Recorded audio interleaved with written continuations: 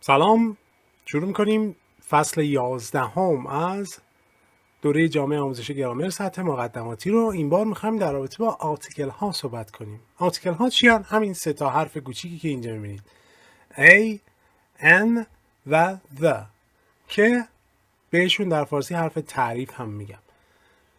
خیلی از مشکلات رو که میبینید تو صحبت تو نوشتار هست از همین سه تا کلمه کوچیک نشأت میگیره. یه مقداریشو ما توی این سطح یاد میگیریم، ولی تو سطوح دیگه هم باز دوباره سراغ این چند تا باید بیایم، چون برعکس ظاهر کوچیک و بی اهمیتشون خیلی جاها میتونن باعث اشکال بشن.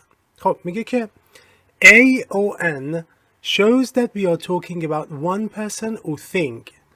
We often use AON in descriptions. مثلا پس A یا N رو وقتی میگیم که داریم در مورد یک صحبت میکنیم، یعنی چیزی که مد نظر ماست، اسمی که داریم میاریم اونجا یه دونه است، یکی از استفاده هاش دیگه طبیعتا. مثلا she's an interesting person، آدم جالبیه. چرا N اومده اینجا؟ برای اینکه interesting با حرف صدادار شروع شده. She's an interesting person. He's got a loud voice. ببینید این ا در واقع متعلق است به این صدا. این وسط یک ادجکتیوی هست که اینو داره توصیف میکنه. صدای بلندی داره. کلماتی که قابل شمارش هستند فقط با این دوتا میان. بعدی میگه که when we say what something is or what somebody's job is. وقتی میخوایم بگیم مثلا فلان چیز چیه یا شغل فلان کس چیه. مثلا this is a return ticket، یعنی این یه بلیت دو طرفه است. دارم یه چیزی نشون میدم، به در موردش صحبت میکنم و اگر یه دونه است نیاز دارم که حرف تعریف براش بذارم. یا I'm an engineer، یعنی من یه مهندسم. برای شغل هم ما احتیاج به این حروف داریم. بعدی میگه که the usually means you know which one or which ones I'm talking about. یعنی the وقتی میگیم یعنی مشخصه که داریم در مورد چی صحبت میکنیم. طرفمون میدونه در مورد چه چیزی صحبت میکنیم. مثلا can I use the phone؟ وقتی میگم the phone، اونی که میشنوه میدونه منظور از کدوم تلفن، مثلا تلفنی که رو میزته. پس این مشخصه اصلی استفاده از the هست. بعدی میگه که nouns used without articles often have a special meaning. میگه که اسامی که معمولاً حروف تعریف باشون نمیان معمولاً یه معنی دیگه ای دارن، یه معنی خاصی دارن. مثلا میگه I dislike cats. وقتی به این حالت اومده در واقع داره گروه اون کلمه رو توصیف میکنه. منظور چیه؟ وقتی میگه cats یعنی از گربه ها خوشم نمیاد. منظورش این هست. این بخش هم میگه که most Western European languages have articles. خب چون از یه خانواده هن، اکثر زبانهای اروپای غربی معمولا این آرتیکل رو دارن. So if you speak for example French, German, Spanish or Greek, you will not have too many problems with A and N and D and the. ببخشید. They are used mostly in the same way as your articles.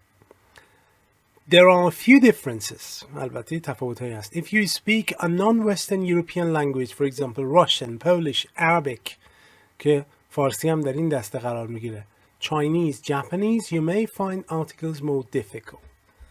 حالا گفته سخت‌تر ولی انقدر هم سخت نیست. درسته یه ذره قاعده قوانین دست پا گیر داره، ولی اگه بهش توجه کنید یاد میگیرید. خیلی هم پیچیده نیست. خب اول A-N و pronunciation of the. We use A before a consonant sound. For example, the normal sound of B, C, D, F, G, H. خب شما میدونید که ما حروف انگلیسی رو به دو دسته صدادار یعنی vowel که این پنجتان A, E, I, O, U, E و یا consonant یعنی همه باقیشون C, D حروف بی صدا با صدا تقسیم میکنیم. اگر کلمه ای با حرف صدادار شروع بشه N میذاریم، و اگر بی صدا باشه ای میذاریم. البته باز مثل همه قواعد انگلیسی اینا هم شامل یک استثناءاتی میشن. اگر لازم بشه حالا میگم، یه جاهایی بعضی از استثناءاتشو میگم. مثلا a book, a coat, a house, a letter, a new idea.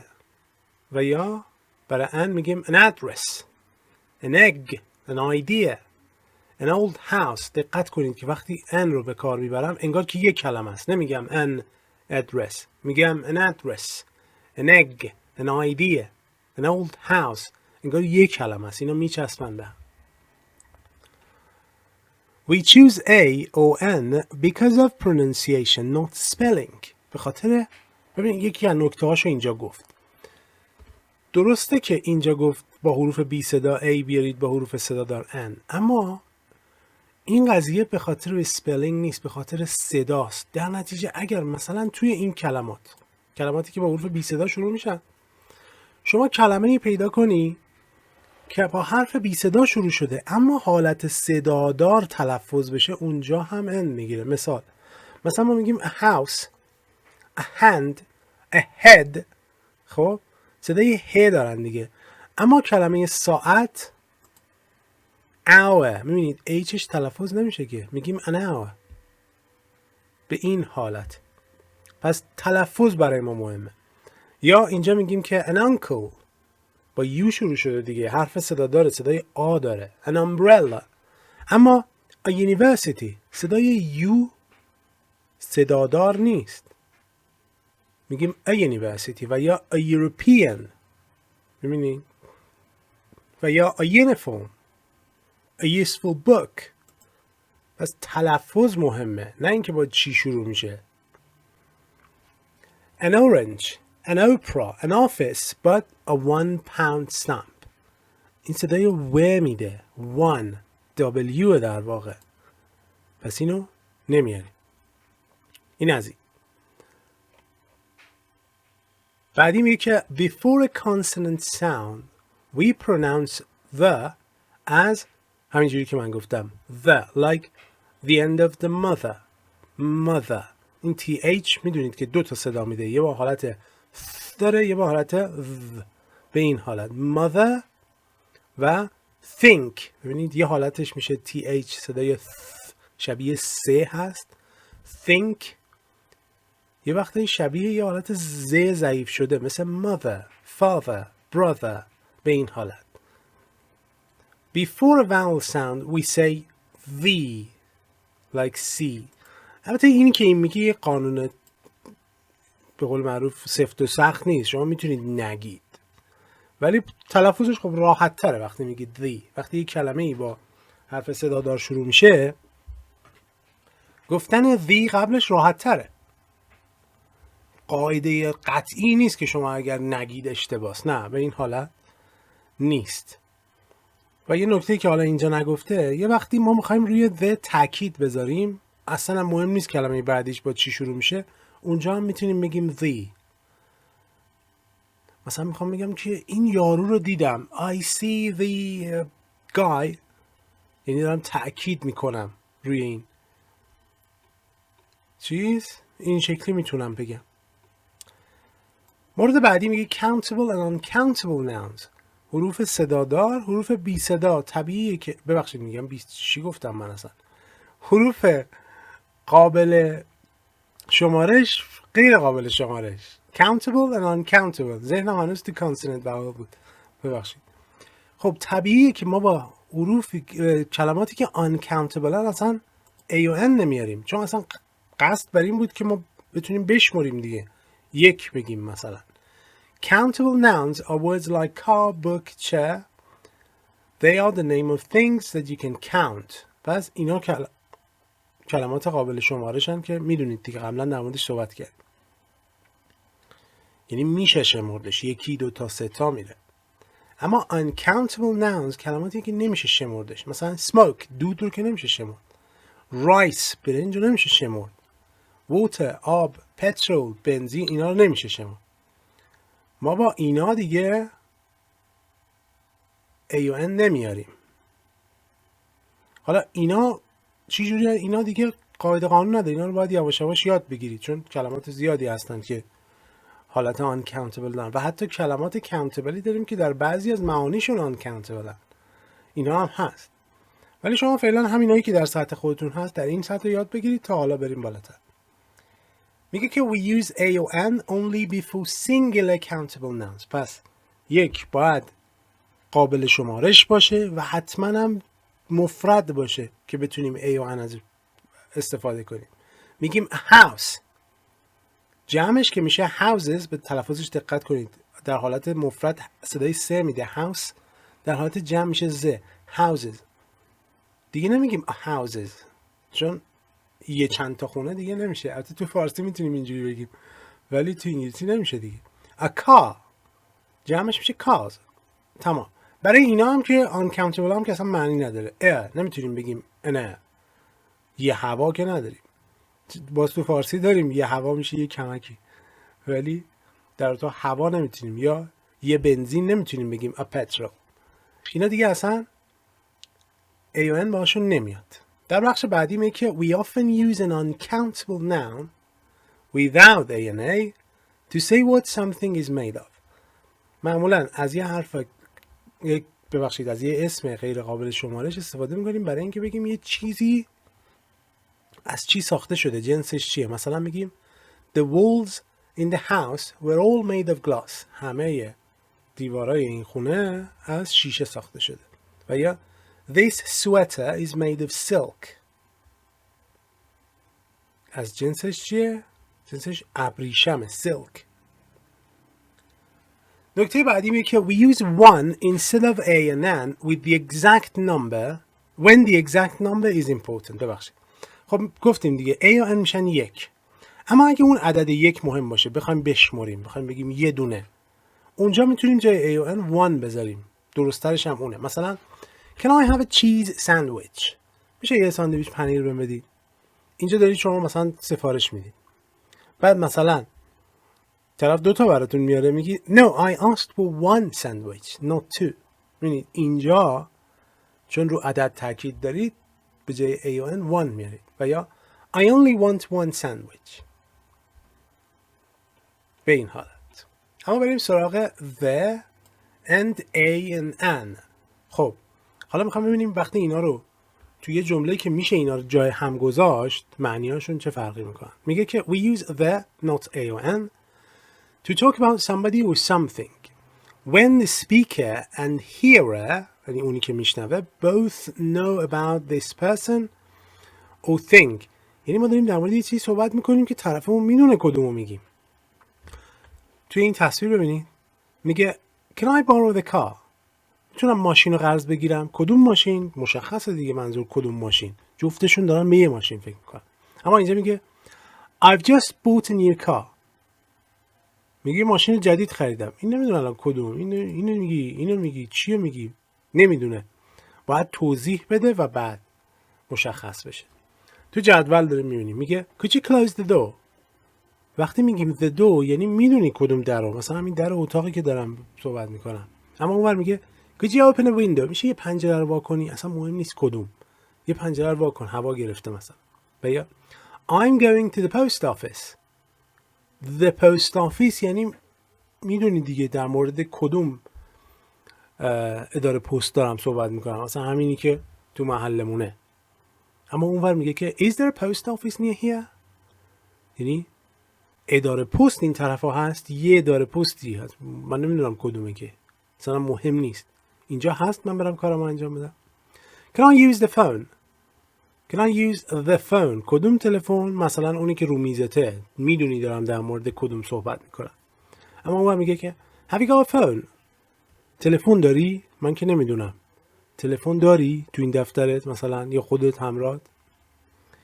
I didn't like the film. یعنی اون فیلمی که دیدیم یا اون فیلمی که داریم در موردش صحبت میکنیم مشخصه داریم در مورد کدوم فیلم صحبت میکنیم. اما اونور میگه که Let's go and see a film. بریم یه فیلمی ببینیم. یه فیلمی و معلوم نیست کدوم فیلم. بریم ببینیم. باقیش هم به همین ترتیب. باقیش دیگه خودتون بخونین، تمرینای بعدیش عمل کنین. بیایم نکته بعدی. میگه که We use the before only, first, second, etc. پس برای اعداد ترتیبی میشن دیگه اینا، فکر کنم. بله اعداد ترتیبی و اعداد شمارشی اون یکیه. یعنی وقتی میگیم یکم، دوم، سوم، چهارم و الی آخر، قبل اینا باید the بذاریم حتما. only هم همینطوره. and superlatives چیه؟ superlative ترین هاست. مثلا من میگم پیرتر، پیرترین، جوان، جوانتر، جوانترین. با اون ترین ها هست. وقتی میگیم بهترین، بدترین، عالی ترین، فوق العاده ترین، کثافت ترین، چه میدونم، این ترین داریم در انگلیسی که به اینا میگیم superlatives، باید با اینا the بذاریم. مثلا the oldest، the most، به این حالت. مثال ببینیم، میگه she's the only woman for me. اون تنها زنیه که من میخوام، یعنی این تنها زن زندگیم. she's the only woman، این همونیه که من میخوام. و یا I live on the second floor، من تو طبقه دوم زندگی میکنم. پس ببینید با only، با اعداد ترتیبی، یا به superlative it's the oldest restaurant in Glasgow، قدیمی ترین رستوران گلاسگو اینجا. و یا he bought the most expensive one، گرونترینش رو خرید. the most expensive one، چون most داره superlative شده بس ده میذاریم.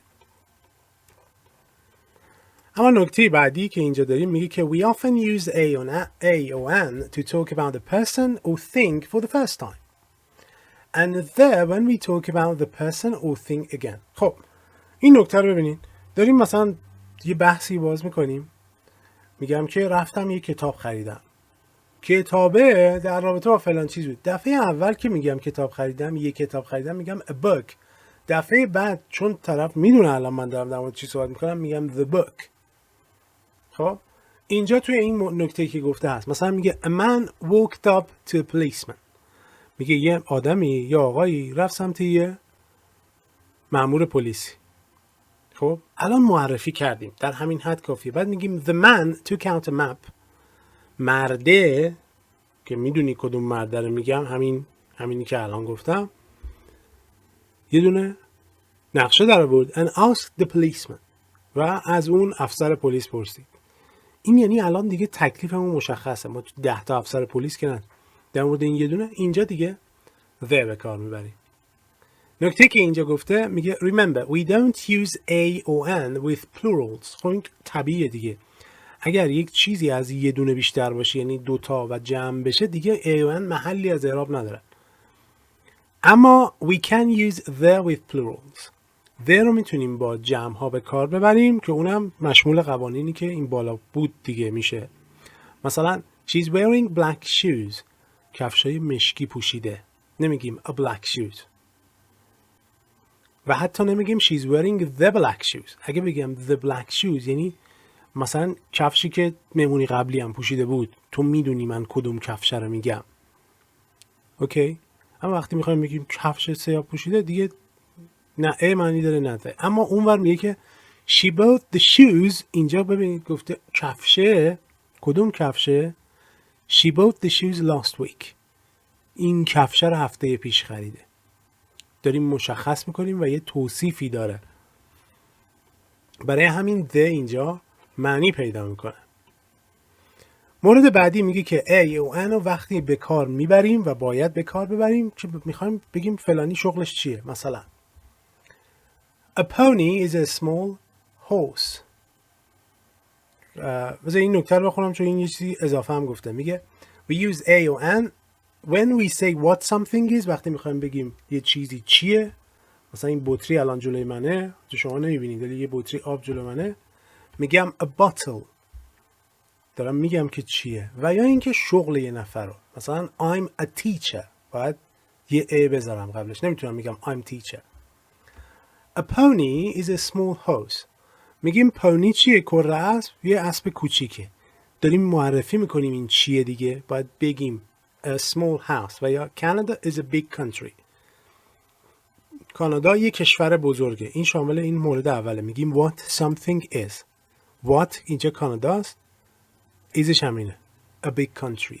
و یا my sister is an electrician، is an electrician یعنی اسمش یادم الکتریکیه. sparky در انگلیسی بریتانیایی ممکنه خیلی وقتا تو کتابا نمیبینید البته اینا. سپارکی به الکتریکی و آدمی که کارش اینه، برقکار اینا میگه. مورد بعدی میگه که remember we don't use a or n with plurals. میدونیم دیگه a و n با چیز جمع نمیاد، با اسمی که جمعه نمیاد به این راحتی. اما a و n describing people، وقتی داریم یه آدمی رو توصیف میکنیم استفاده از اینا به کار میاد.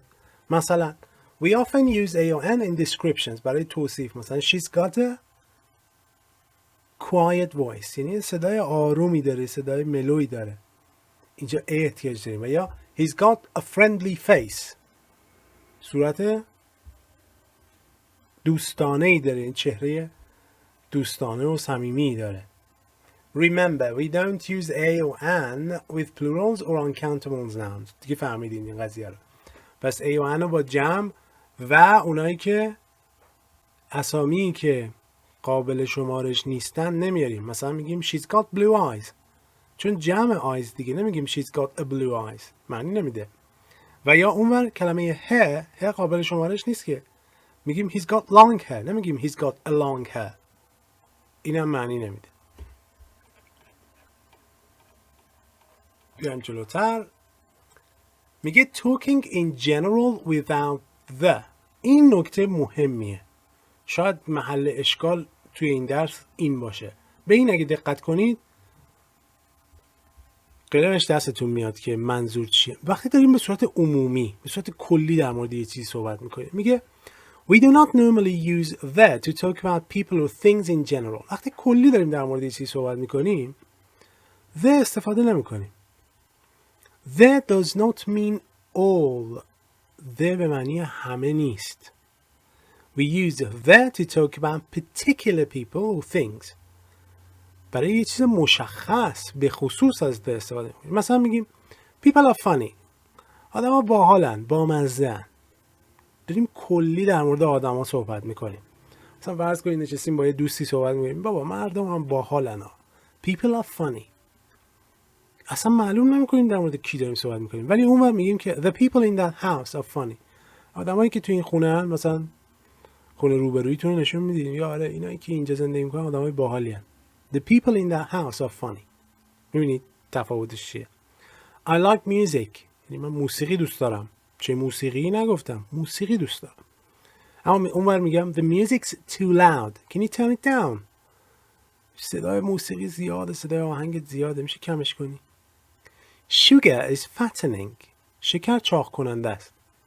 به طور کلی دارم میگم شکر، نه اون مثلا شکری که با چای شیرین میخوریم، همه نوع شکر، تو کیک و چه میدونم تو آب میوه و همه چی. اما اونور میگه could you pass the sugar؟ میشه اون شکر رو به من بدی؟ یعنی معلومه میخوام بریزم تو چاییم، اون شکر، اون شیشه رو بده من. She's interested in dogs and horses. یعنی علاقه داره به چی؟ به سگا و اسبا. به طور کلی داریم میگیم. اما از اون میگه why are the dogs barking؟ چی شده سگا ترس صدا میکنن؟ بانک به معنی پارسه. اونور میگه که there's somebody outside، یه نفر بیرونه. پس میبینی there رو آوردیم برای یه چیزی که تکلیف روشن، میدونیم چیه، ولی کلی که داریم صحبت میکنیم اصلا نیازی بهش نیست. نکته بسیار مهمیه این حالتی که اینجا گفته. و اگه اشتباه نکنم درسمون نه تموم نشد، یه ذره دیگه مونده. خب اینجا در رابطه با اسامی صحبت میکنیم. با چه اسامی the بیاریم، با چه اسامی نیاریم. این البته بحث طولانیه، بحث درازدامنیه که یه بخش کوچیکیشو الان توی اینجا میخونیم. میگه که names without the، مثلا people, languages, most places. در رابطه با آدما the به کار نمیبریم، در رابطه با زبانها به کار نمیبریم، در مورد اکثر جاها. اکثر جاها یعنی بعضی جاها رو the به کار میبریم ولی اکثرش نه. مثلا Mary works for Dr. Andrews، نمیگیم the Mary، مثلا معنی نداره. مری برای دکتر اندرو کار میکنه و سلام. یا حتی آدمای بزرگتر، مثلا جنرال پارکر یا پرنس چارلز، the پرنس چارلز نمیگیم دیگه، آنت الیزابت. یا برای زبان ها مثلا sorry I don't speak Russian نمیگیم I don't speak the Russian. و اکثر جاها اینجا مثال زده مثلا continents قاره ها countries کشورها states ایالت ها lakes دریاچه ها mountains کوه ها towns شهرها street خیابان ها. برای همشون میشه مثال چیز آورده مثال نقض آورد. یعنی بدونید که استثناء وجود داره ولی اکثرا نیاز نیست. Berries from Texas بری اهل تگزاسی نمیگیم the Texas. اوکی به این حالت. اما اینجا گفته names with the some places. خب حالا داریم در مورد some places. بهتر اینجوری بگیم که یه سری با the میان هرچی تو این کتگوری نیست دیگه باقی the نداره. اوکی این کتگوری هم خیلی بزرگتر از این چیزیه که اینجا میبینید ولی حالا همینقدر بدونیم فعلا کافی.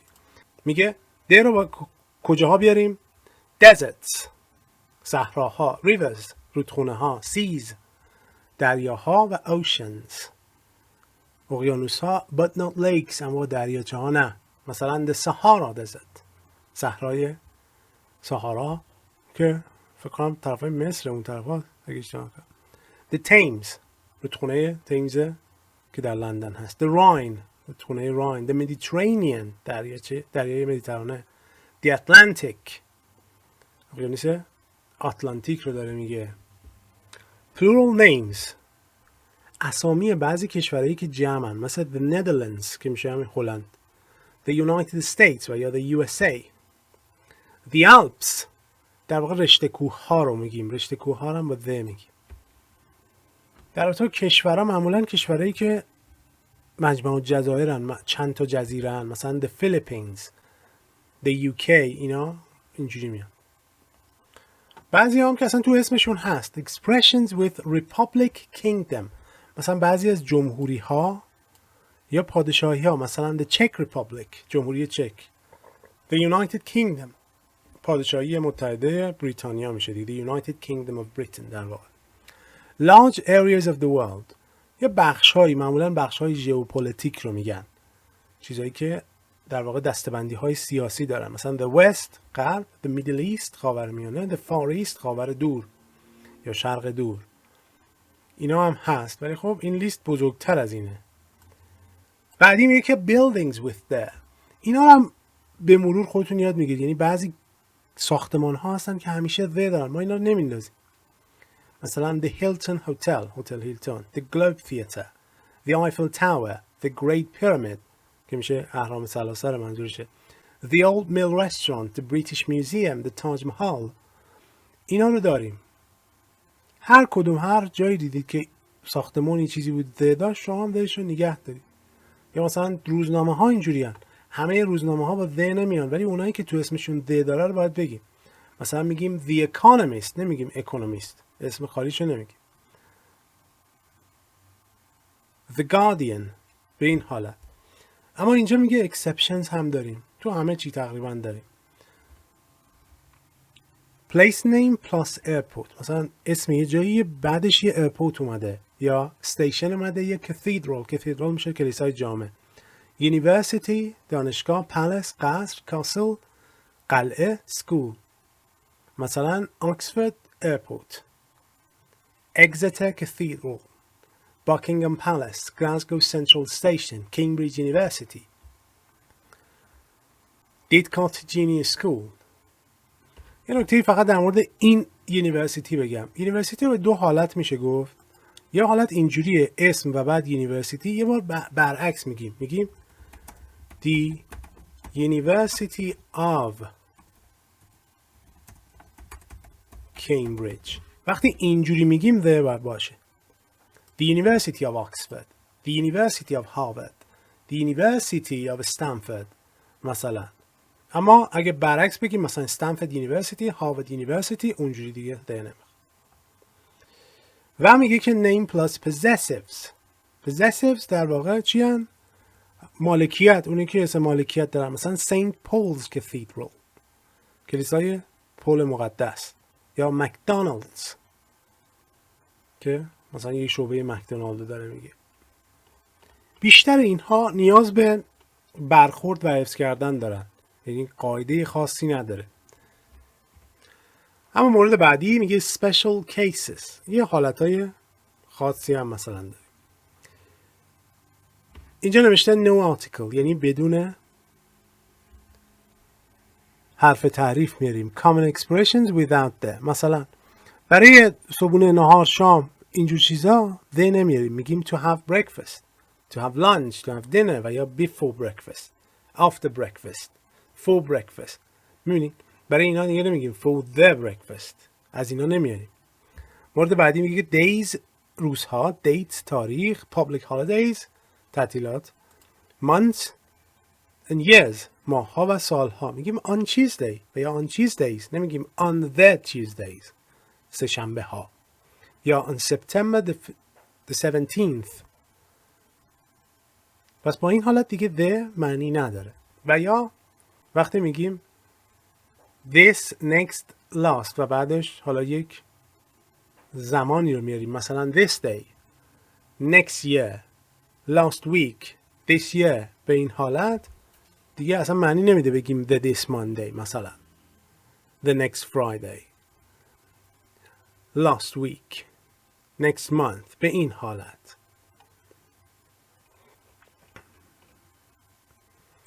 دوباره یه سری عبارت دیگه میگه places and activities، مکانها و فعالیتها، مثلا میگیم to school، نمیگیم to the school، from school، at school، at university، at college، اینا the نداره. همینایی که اینجا میبینید رو سعی کنید توی یه دفتری جایی بنویسید و یه مثال کوتاه هم جلوش بنویسید تا عبارتها رو یاد بگیرید. بدونید که مثلا با present ما نمیگیم from the present، میگیم from present. البته یه استثناء اینجا هاسپیتال هست که امریکایی‌ها اینو میگن، the میذارن قبل هاسپیتال، که در انگلیسی بریتانیایی میتونه نباشه. و بعد در حالت بعدی میگه transport، وسایل حمل و نقل، و یا برای حمل و نقل ما به کار نمیبریم، میگیم by plane، مثلا نمیگیم by the plane، by bicycle، by underground، by boat، با یه همچین حالتی. این موارد رو توی دفتر بنویسید، یه مثال هم جلوش بزنید برای اینکه تمرین فقط کرده باشید. اما A and N before singular uncountable nouns، اینو که تا اینجا فهمیدیم، قبل از اسامی غیر قابل شمارش مفرد. حالا چند تا مورد اینجا میخواد به ما بگه. after، with، without and as، یعنی اگر ما with داریم، without داریم، as داریم و بعدش یک اسم که هم uncountable، قابل شمارشه، و هم مفرد، اونجا یه وسط یه احتیاج داره. مثلا I did the translation with a dictionary. With a dictionary. You can't get in without a ticket. Without a ticket. ببینید. She's working as a bus driver. As bus driver یه قبلش میخواد. As a bus driver. بعدی میگه که after haven't got, hasn't got. ببخشید. We haven't got a fax. haven't got داریم، fax رو داریم، یه قبلش میخواد. In exclamations with what، جملات تعجبی، جملاتی که مثلا شما از روی سورپرایز یا تعجب میگی. What a crazy idea. دقت کنید که توی این جمله فراموش نکنید دیگه که این اسمی که اینجا اومده باید uncountable و مفرد باشه.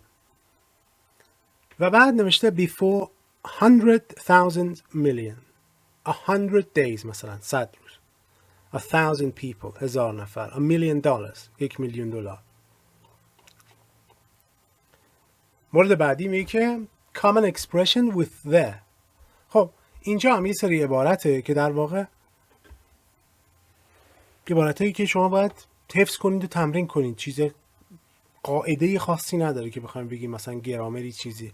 شما باید بدونید که اینجاها the رو میاریم، مثلا the same، the country، the sea، the mountains، on the right، on the left، با معانی. بهترین حالتش اینه که مثل قبل هر کدوم از اینا رو توی دفتر جایی بنویسید و یه مثال هم جلوش بیارید. میتونید مثل این بولدش کنید یا زیرش خط بکشید که تو ذهنتون بمونه. نکته بعدی، نکته آخر درس در واقع، possessives. وقتی داریم در مورد یک مالکیتی صحبت میکنیم we don't use a or an or the with my, your, him, his یا همچین چیزایی. your address، آدرس شما دیگه نمیگیم the your address، اصلا جور در نمیاد، اصلا با گوشم میزون در نمیاد. my friend نمیگم the my friend or my the friend، میبینی هیچ کدوم معنی نمیده. درس بسیار مهمیه، توصیه میکنم که هم تمرین‌ها رو درست انجام بدید، هم اون جاهایی که گفتم یه سری جاهاش دیگه حفظیه باید حفظ کرد، حتما توی دفتری جایی برای تک تکشون بنویسید تو دفتر و یه مثال هم جلوش بزنید که حداقل یه بار تمرین کرده باشید، بدونید که کجا میاد کجا نمیاد و مواردی از این دست. مور پرکتیس و ریویژن تست رو هم که تو 2 صفحه بعدی هست انجام بدید. سوالی اگر داشتید میتونید توی کامنت ها مطرح کنید. تا جلسه بعدی.